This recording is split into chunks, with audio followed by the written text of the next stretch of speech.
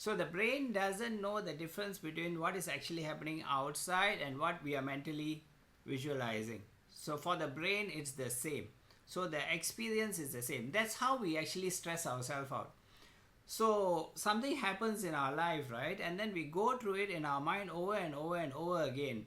And then the brain doesn't know the difference between what has actually happened and what is still going on in your mind over and over and over again.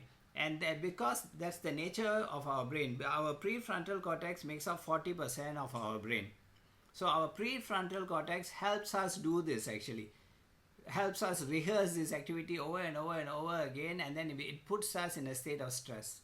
It puts us in a state of anxiety. Even when that thing or that person who made you anxious is not there anymore, we are able to mentally create that scenario where we get into this state of anxiety, where we get into this state of fear, where we get into this state of sadness or depression over a period of time.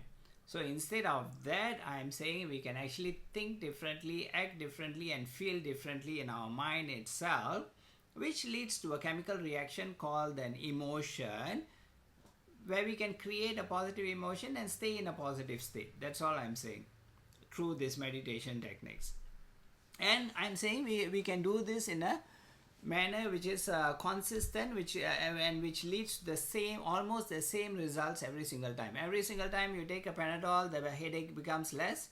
Similarly, every single time you do this breathing technique, you think in a particular manner, you rehearse a particular behavior, and you experience a particular emotion, the body goes into a different state, right? So that's all this meditation session